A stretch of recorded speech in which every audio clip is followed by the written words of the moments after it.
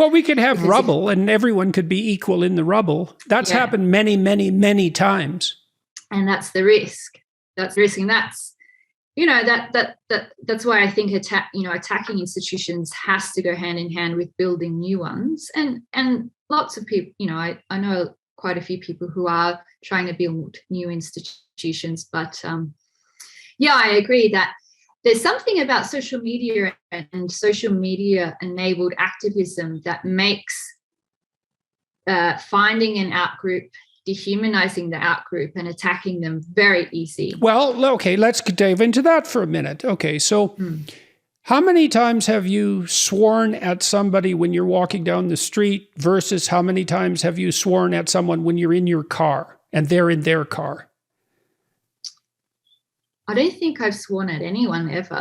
Okay, in that manner. Well, then you're much more polite than me, let's say. But it's much more probable when there's a barrier like that, that people will manifest aggressive behavior. We don't know exactly what inhibits aggressive behavior, but one thing that does is rather close personal proximity, real proximity. Now, when you take the person and you place them in a shell, let's say that's a car, you place yourself in a shell, well, all of those cues, those subtle and complex cues aren't there. And so online, you don't even have an avatar. You only have your hypothetical fantasy about the person that you're attacking. You don't even know them. Yeah.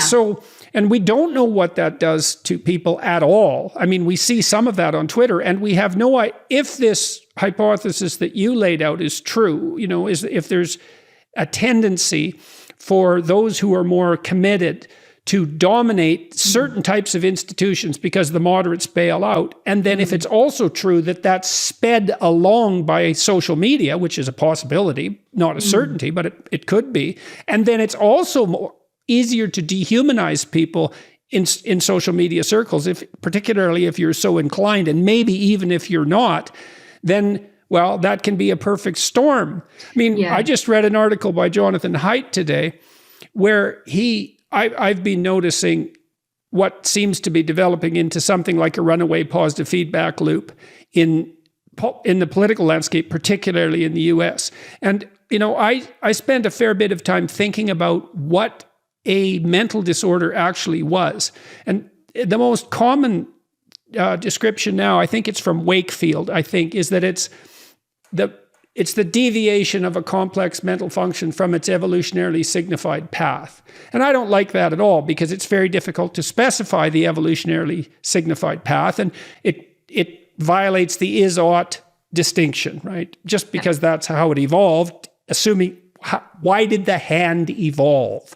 It does a lot of things. And okay, but one of the things I did notice that a lot of mental disorders are positive feedback loops. Depression's a good example. So you start feeling bad, well, and then you reduce your social contacts and you're less effective at work. Well, that makes you feel worse. Well, then you're more irritable, so you start fighting with your wife or your husband. That makes you feel worse. And then away it goes, spiraling downhill. Anxiety, you start to avoid. That's how agoraphobia develops. Alcoholism, you drink to get rid of your hangover. Well, positive feedback loop. Now, not every mental disorder is a positive feedback loop, but plenty of them seem to be. They have that element, and you have to figure out how to stop that spiral from continuing. Well, we're getting into a situation. Imagine this domination of the radical groups on both sides, and they have an outsized voice, an outsized ability to utilize punishment effectively. And now they're upsetting the hell out of each other. And so they're more and more set in their ways. And now the moderates are pulling over to that side. This is the process Haidt outlines in part in this article that I believe he released it today. It's October 30th, by the way. This will be put up later. And he thinks that, at least in part, this was driven by Facebook-like and Twitter adoption of like. And, we were talking about conservatism and liberalism. And, one of the things conservatives always say to liberals is, don't be thinking that your stupid invention is only doing what you think it is. Oh, yeah. Right. That's the Chesterton's fence concept. Yes, and if you've done any sort of laboratory experiments, you get very, very sensitive to that because things don't go the way you predict they will, right? Yeah. You're with your stupid hypothesis. And so who knows what the like button did? Facebook is it's not nothing, right? It's just a like button. It's like 300 million like buttons. Yeah. Oh, I think we vastly underestimate the impact that social media is having on our societies and political culture. And, people will say, oh, it's simply magnifying what's already there. And that might be true. But what if what's already there is quite fragile? What if the United States was on the pathway to extreme political polarization? I mean, it's not a small thing to speed that up. Like it's a very dangerous thing to speed that process up. Yeah, well, it's harder to think things through and put on the brakes when it's happening really, really fast and you're not sure why. Like I put a fair bit of the responsibility for this mess that we're in on faculty members at universities who let the administrators take over by kowtowing 300 times over a 30-year period. So, and then what happened? So the administrators took over the universities and then the DEI people took over the administrators. And well, I know that's an oversimplification, but and then these ideas, these poisonous ideas, just away they go out into the culture. And I think Haidt is probably correct when he says that these bad ideas, so we're talking about the postmodernism, the intersectionality, all of that, those rubbish ideas, they would have stayed enclosed within the walls of these quite marginalized university departments. They would have stayed enclosed if it weren't for social media. Yeah, the IAT had a fair bit to do with that too. Yeah, the release of that. So because it did what you said with regards to consultants, right? It gave them this scientifically valid quasi-clinical tool where they could go into institutions and claim, hey, we can ferret out your prejudice. It's like I mean, so it's not wholly because of social media, but it's certainly allowed bad ideas to spread very quickly, and we could see that with I mean, there's so many examples. There's the pandemic we should really be worried about. Yeah, I mean, so one example of bad ideas. So there's two things that I'll talk about. I'll mention bad ideas spreading, but also social contagion of mental disorders. So, I mean, and I guess they're fairly similar. So, when George Floyd died in the United States, there were riots that spread across the United States. I think that more damage was done in the riots that occurred in 2020 that were the worst riots in 50 years or something like that in the United States. It barely had any mainstream media coverage, if any coverage at all. And I think there hasn't even been a thorough investigation of how these riots occurred, how much damage was done, how many people died as a result. Because the murder rate has spiked in the US since the police have pulled back from their policing. So, this outrage that occurred from a single video clip of someone, obviously the murder was horrific and, it was a horrifying thing to view. I remember feeling absolutely disgusted, like just horrified watching the footage, but it's gone viral and it's sparked these riots around a whole nation. Well, we also, you think about what's happening with regard to our heuristics as a consequence of that, because we're kind of wired to assume that if we see something violent, that means that the probability of violence in our local environment is quite high, because otherwise we wouldn't see it.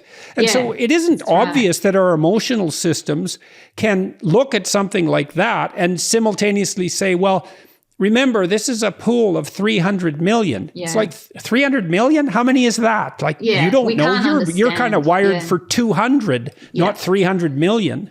Exactly. So, but the remarkable thing was how huge demonstrations demonstrations in support of Black Lives Matter happened all over Europe.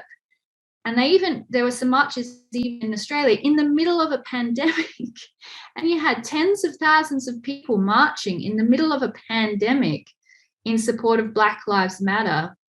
In the UK, they had Black Lives Matter marches where people were chanting, "Hands up, don't shoot." Now, the police in the UK don't have guns.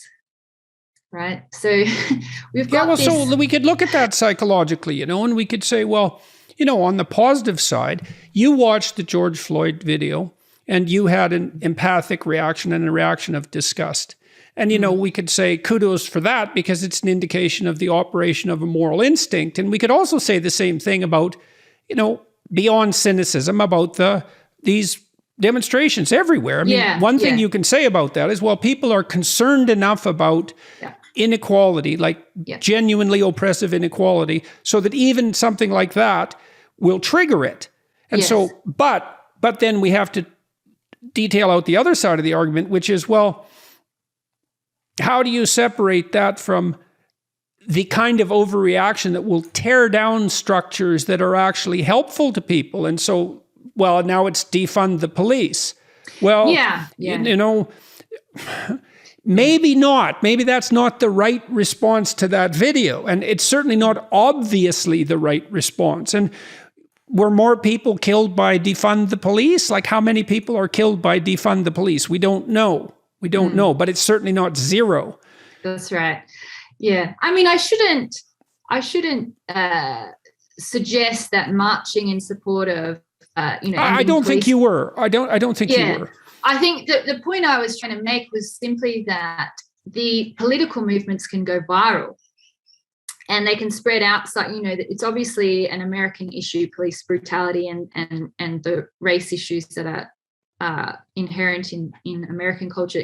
That's obviously very specific to America.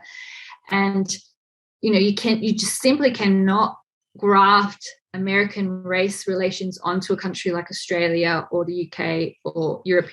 We don't have the same history. We haven't had slavery, completely different cultures. So it was quite eye-opening and surprising to me to see how easily this political movement spread and how this Americanization occurred all over the world without much. People just got swept up in it with this sort of mood affiliation. You even had epidemiologists joining.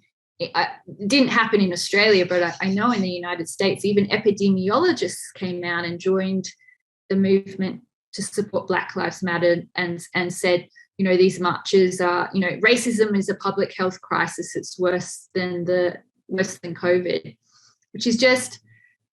That's like temporary insanity for an epidemiologist to say that. So, I mean, it's also frightening because it means that certain political viewpoints are acceptable during a pandemic and others aren't, and because they're of such critical importance. You see that happening in the UK right now with the Climate Change Summit.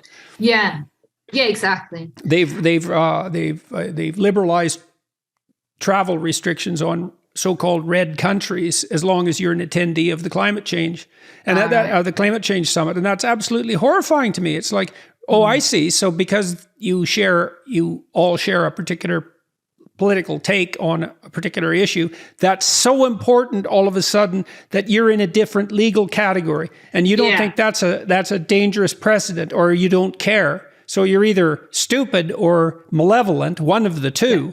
And, I don't like to use such harsh words, but that's not acceptable, period. That's right. Yeah, absolutely.